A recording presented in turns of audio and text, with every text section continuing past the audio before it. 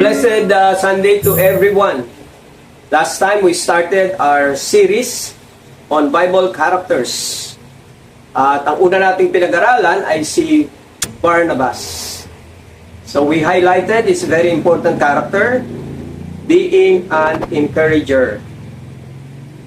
Encouragement is very important in establishing our faith and strengthening our fellowship.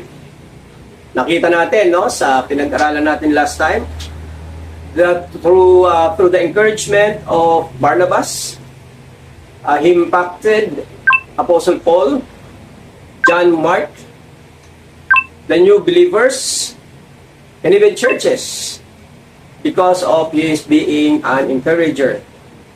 Kaya nga ang challenge sa atin, maganda tayong lahat ay maging Barnabas, hindi Barabbas. Okay? So today we shall look at another character in the New Testament. Pareho, no? His name was not mentioned, but only described by his work. So basahin natin, babasahin ko, and you follow if you have your Bibles with you.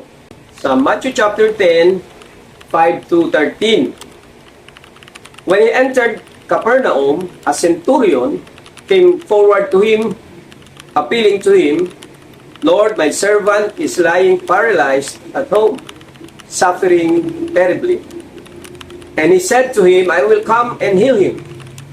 But the centurion replied, "Lord, I am not worthy to have you come under my roof, but only say the word, and my servant will be healed. For I too am a man under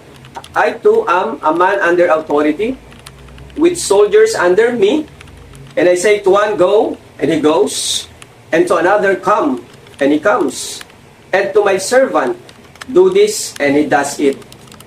When Jesus heard this, he marveled and said to those who followed him, "Truly I tell you, with no one in Israel have I found such faith.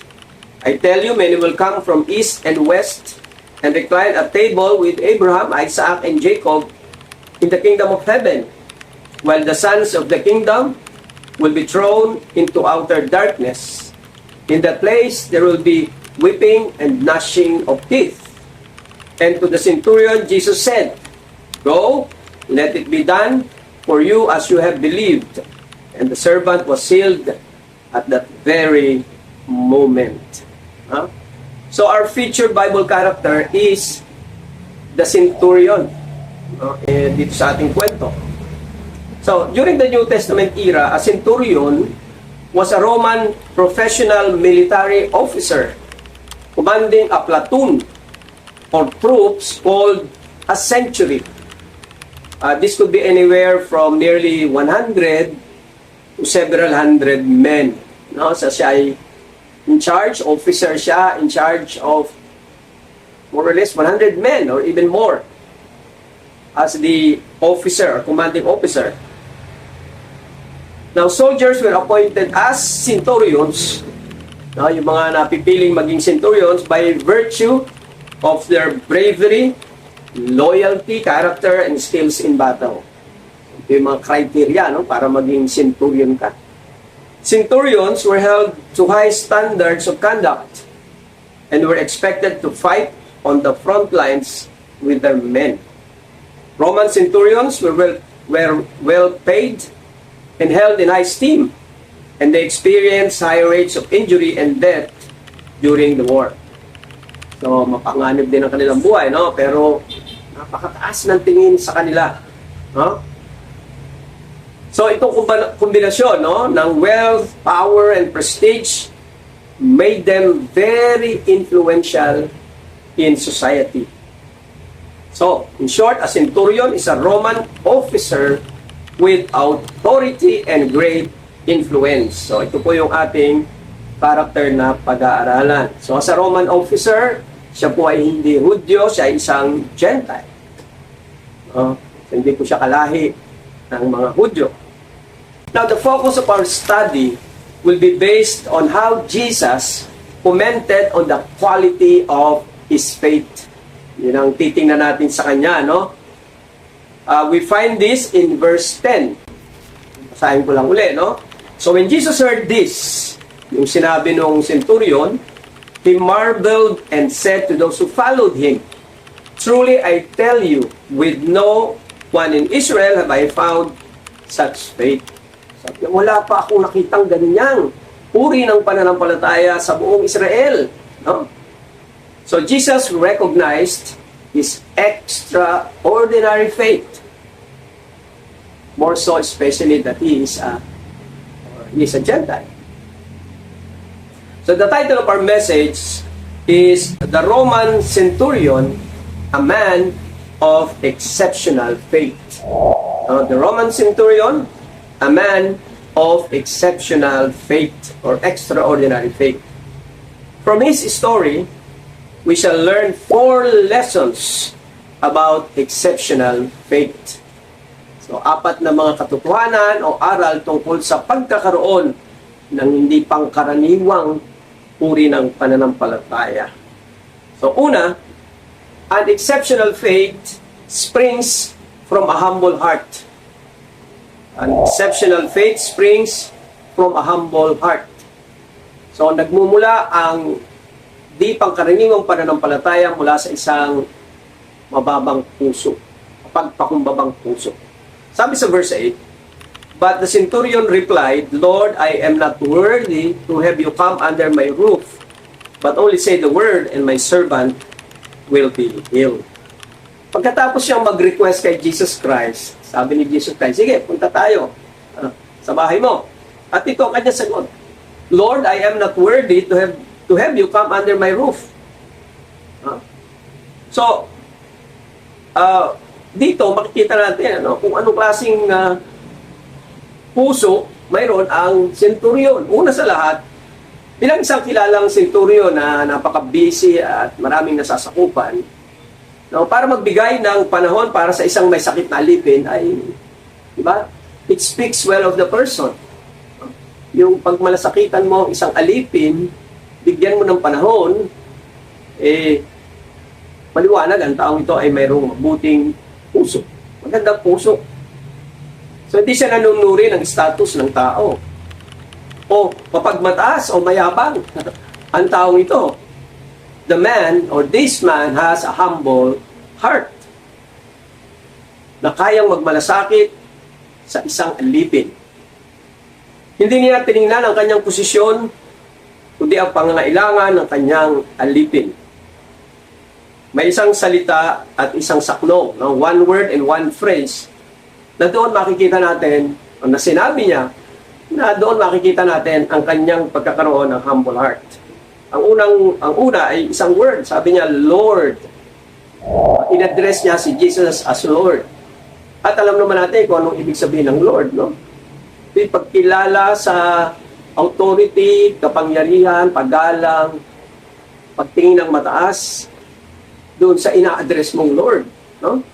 Kadalasan, ang mga tao nung panahon na si Jesus na tuturo, either siya ay tinatawag na rabbi or teacher, o kaya naman ay prophet.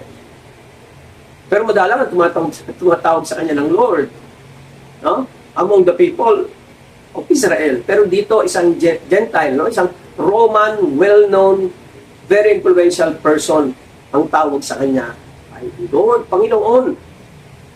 So, hindi niya inisip kung anong sasabihin ng ibang mga probably nandoon, no, sa kanya, na tawagin niya si Jesus as Lord. Pero doon makikita natin, no, yung pagkilala niya at pagpapasakop niya at pagpapasailalim niya at pagkilala niya, no, sa Panginoong Jesucristo bilang Lord. No? Lord. So makikita natin dito, napaka-humble ng taong ito, no? Pangalawa ay phrase naman, sabi niya, I am not worthy. Para sabihin ito ng isang taong kilala, mahusay, diba? May kapangyarihan, diba? Amazing, no? Sabi niya, hindi ako karapat-dapat. Hindi siya entitled dahil sa kanyang posisyon. He considered himself unworthy. Sa panahon po natin, no? Halos lahat ng mga tao ay masyadong entitled na. No? Parang talagang ini-insist nila kanilang karapatan. No? Lalo na yung may talagang posisyon o pagkilala na ibinibigay sa kanila. No? Pero ang taong ito, tinuturing niya ang kanyang sarili na walang o hindi karapat-dapat. No? Parang sinasabi niya, wala akong karapatang mag-demand sa inyo, Jesus, aking Lord. No? At makikita natin dito, no, na talaga ang taong ito ay may humble heart. So, ang tanong natin, ano bang kaugnayan ng humility sa faith kay Jesus? O sa ating faith kay God? Marami sa mga Jews ay hindi matanggap ang pagkatao ni Jesus. Sa aklat ng John, itinuturo ko po ito ngayon sa isang church, no? The Book of John. Makikita natin doon, ano po? Napakaliwanag kung imumulat lang ng mga mata nila doon sa mga himalang ginawa ni Jesus Christ, doon sa mga claims na ginawa ni Jesus Christ pa nila, talagang kumbaga maliwanag na siya ang Messiah. No? That he is the Son of God. Yet hindi ito matanggap ng mga Hudyo, lalo-lalo na ng mga religious leaders, dahil napakataas ang tingin nila sa kanilang sarili. Ang tingin nila, sila ang may authority, may kaalaman, no? Tungkol sa salita ng Diyos. At yung iba sa kanila, yung mga grupo ng Pariseo ay talagang ano yan, no? Well-versed sa Old Testament. Alam nila yan. So, they denied what they saw Jesus was doing, especially his miracles, because of envy. Inggit sila, brought about by pride. No? Sa panahon natin ngayon, maraming ayaw maniwala, manampalataya kay Jesus bilang Savior and Lord. Kasi mas may tiwala sila sa kanilang sarili at ayaw nilang magpasakop kay Jesus. Now, they believe they are better off without Jesus. Beloved, not unless we can be humble enough to see our real standing before God, that we are sinners who need a Savior, malabo na magtiwala tayo sa ating Panginoong Kristo. I believe pride is the number one enemy of faith. Diba? Ang unang persona na nagkasala, si Satanas. Diba? Ang dahilan ay ang kanyang pride. Kaya nga sabi ng Bible, pride goes before destruction. So faith is a total surrender and submission to Christ. And with pride, no one can submit oneself to Christ. Alam niyo, kahit mga believers, marami pa rin ayaw totally mag-surrender kay Christ. Gusto pa rin nila sila ang nasusunod sa kanilang buhay. Kagaya ng rich young ruler who cannot follow Christ because of his possessions. Some cannot surrender to Christ because of their position, power, and prestige. Exceptional faith in Jesus starts with a humble heart. A heart willing to surrender and submit everything to Christ. It must be a heart that recognizes, I am nothing without Christ. Kaya nga sabi nila, yung salitang Christian, ang ibig sabihin doon yung Christ, I am nothing. I am nothing without Christ. Yun ang ibig sabihin. Yun ang pagkilala ng isang tunay na Kristiyano. Beloved in the Lord, do you want to have an exceptional faith?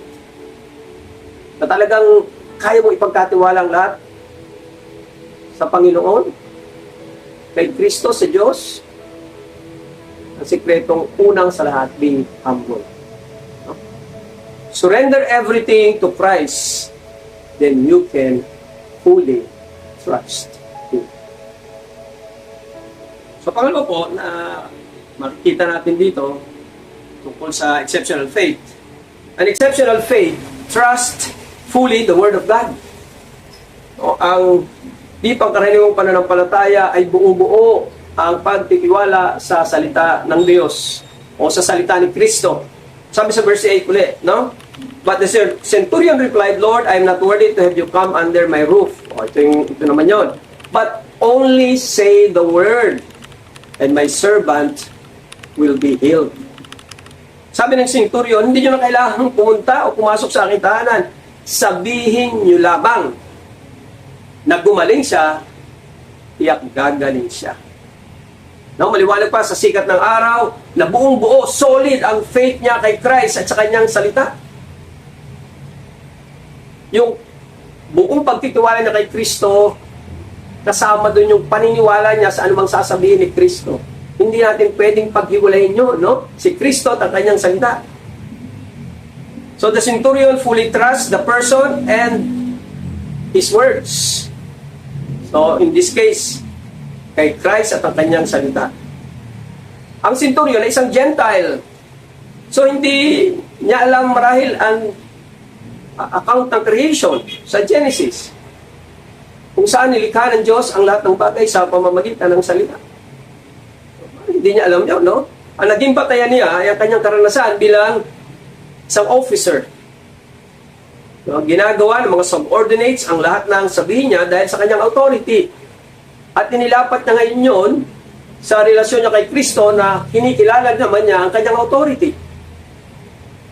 Hindi lang authority sa tao, no? Kundi authority sa karamdaman. Authority sa lahat ng bagay. So upang sabihin ito, no? Sabihin niyo lang po, upang sabihin niya ito, meron siyang malalim na faith kay Jesus. No, that is mere words have authority and power over sickness. Amen? Mga kapatid, ang Biblia ay words ni Christ. May authority ito dahil kay Jesus.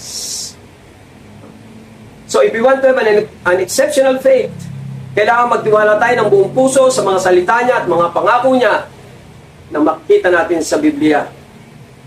Marami sa atin, di natin maranasan ang exceptional faith sa ating buhay dahil hindi buo ang faith natin sa salita at sa mga pangako ng ating Panginoong Kristo. We entertain doubts and sometimes chooses our own way or trust people and their words rather than the Bible. Do you want to have an exceptional faith? Trust the person and the words of Christ fully and completely. Pangatlo, an exceptional faith pleases Jesus or pleases God. Sabi sa verse 10, when Jesus heard this, yung sinabi na binasa natin previous, no, nung centurion, sabi dito, he marveled and said to those who followed him, truly I tell you, with no one in Israel have I found such faith. Yung salitang marveled ay na-amazed siya, humanga siya, natuwa siya, ipinagmalaki niya ang pananampalataya ng lalaking ito. Napakaganda ng resulta ng pananampalataya ng centurion. Gumaling ang kanyang alipin, ang servant. Pero para sa akin, dito ako mas nagagandahan doon sa reaksyon at comment ni Jesus sa pananampalataya ng centurion. Hinangaan niya. Natuwa siya. Natuwa ang Panginoong Hesus at humanga siya. Pagkabat siyempre alam niya na to. Hindi siya nagulat. Alam niya na to. Pero yung pagkakasabi rito, para sa atin, na maunawaan natin, ano ang naramdaman ng ating Panginoong Kristo sa ganung klase ng pananampalataya. No? Yung pananampalataya ng centurion, natuwa siya, na-please siya. Beloved, kung gusto natin matuwa si Jesus sa atin, isang paraan ay mamuhay tayo ng may exceptional faith. In fact, sabi sa Hebrews 11:6, and without faith, it is impossible to please Him. Without faith, imposibleng maluwalhati natin, matuwa siya sa atin. For whoever would draw near to God must believe that He exists and that He rewards those who seek Him. Mahirap matuwa ang Diyos sa atin kung wala tayong tunay at lubos na pananampalataya. Kasi we live by faith and not by sight. And when we live an exceptional faith, Jesus, God, is pleased. Mahirap matuwa o malugod si God sa atin kung wala tayong tunay na pagtitiwala sa Kanya. Di ba?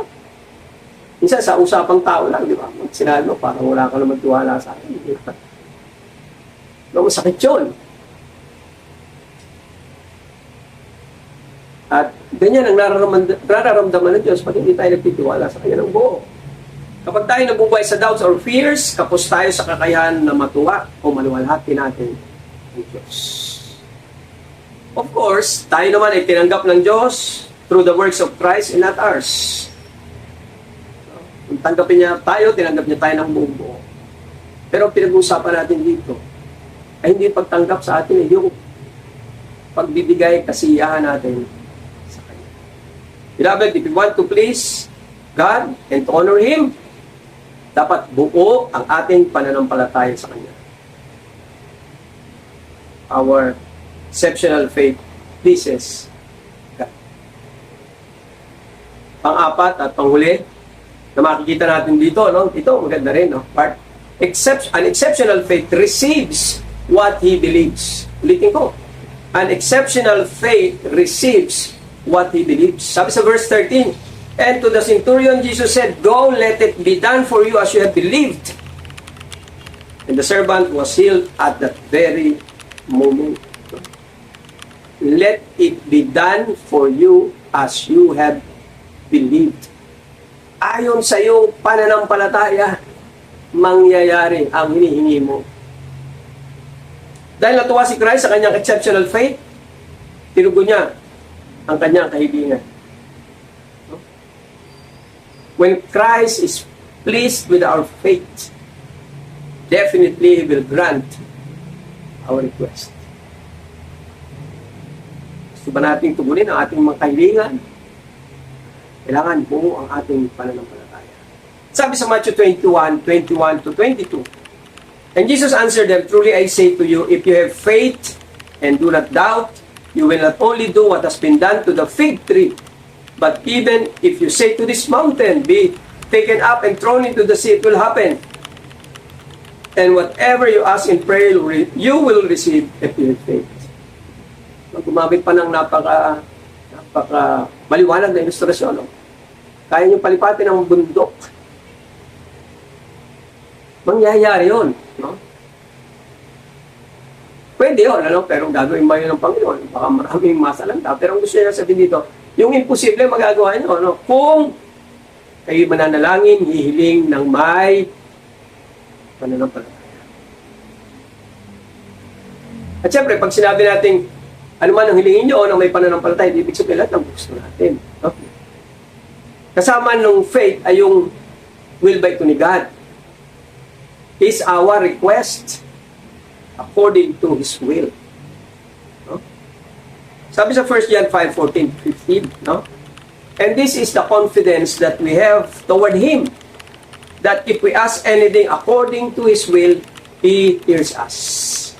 And if we know that He hears us in whatever we ask, we know that we have the request that we have asked of Him. Bukod doon sa ating matibay na pananampalataya, kasama yung kalooban ng Panginoon. So siguro maganda ring tanong dito, how can we be certain that we can pray with faith according to the will of God?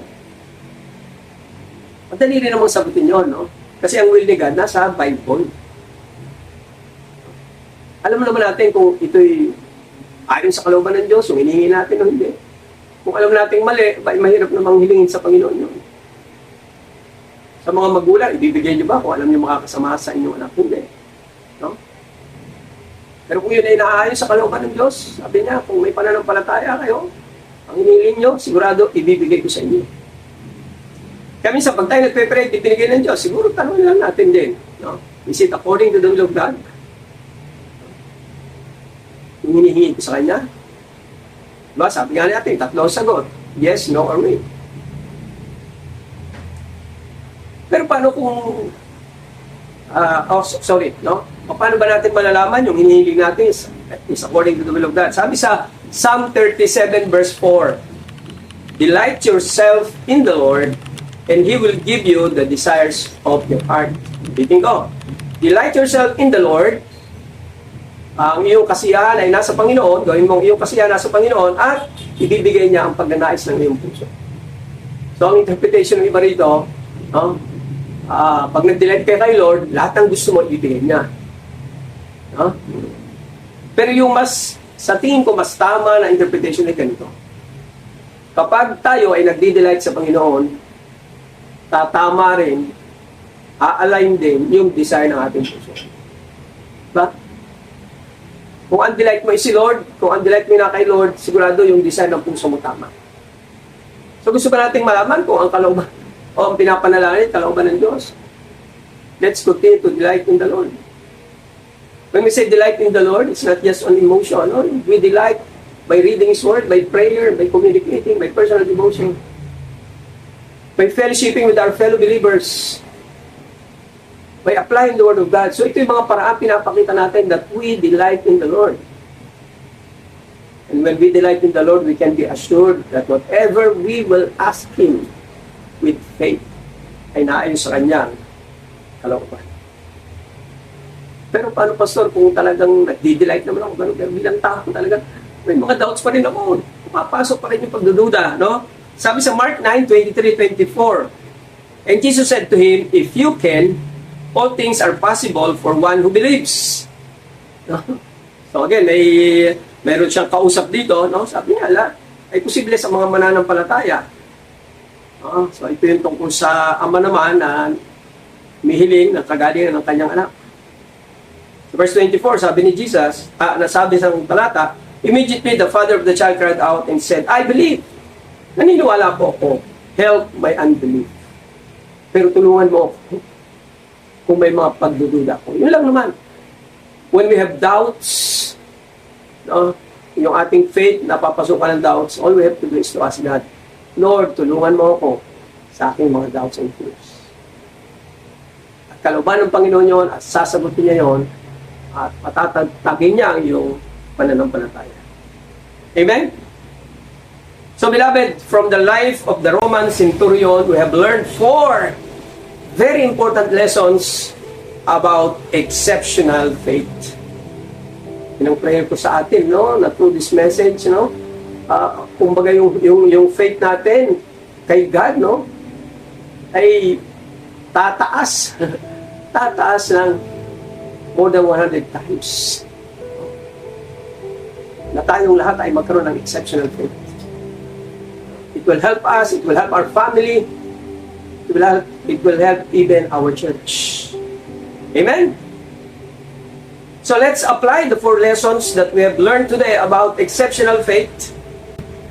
Ilapat natin ang mga ito sa ating buhay, no? Na hindi naman mahirap sa tulong ng Panginoon. Number 1, natutunan natin an exceptional faith springs from a humble heart.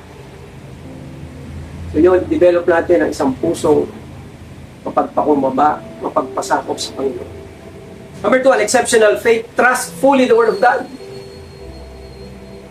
Actually, kapan din natin yun. No? It does not happen overnight. No? Pero sa ating patuloy na paglago sa ating pananampalataya, nag-develop yung ating faith sa salita ng Panginoon. Number 3, an exceptional faith pleases God. Yan ang ating motivation. Hindi lang yung masasagot ang ating panalangin, matatanggap natin ang gusto natin, kundi yung natutuwa ang Diyos sa akin dahil sa aking pananampalataya. At ito ang ating assurance, no? An exceptional faith receives what He believes. Yan ang po ang hinahanap ng Panginoon sa atin, no? Yung ating exceptional faith, yung pagpapasakop natin sa kalooban ng Diyos. Nothing will be impossible for us, gaya ng ipinangako sa atin. So tayo po'y manalangin.